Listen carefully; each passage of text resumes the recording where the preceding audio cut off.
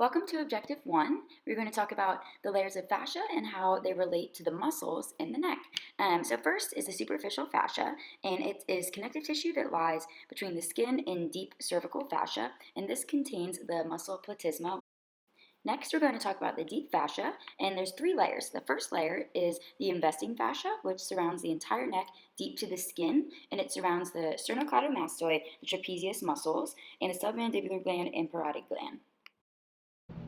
First, displayed here is the sternocleidomastoid, which actions the lateral, ventral, and dorsal flexion of the neck and elevate the ribs. Its innervation is motor by cranial nerve 11 and sensory to C2 to C3. Next is the trapezius, which its action is to elevate the scapula, rotate the scap forward, and it's innervated also by cranial nerve 11, and it's sensory to C3 and C4. These two muscles and the clavicle make up the posterior triangle, and then the omohyoid muscle is an infrahyoid muscle, and that splits the posterior triangle into the occipital triangle and the subclavian triangle. Next, we're going to talk about the remaining two deep fascias. The first is the prevertebral fascia, and this surrounds the anterior, middle, posterior scalenes, levator scapula, the splenius capitis, and the vertebral column. And the next fascia is the pretracheal fascia, which has two parts. One surrounds the muscular, which is the infrahyoid muscles, and the second surrounds the visceral, which is thyroid and parathyroid glands. Demonstrated here are the muscles that the prevertebral fascia surrounds. So here is the splenius capitis, here's the levator scapulae, and here are the scalenes.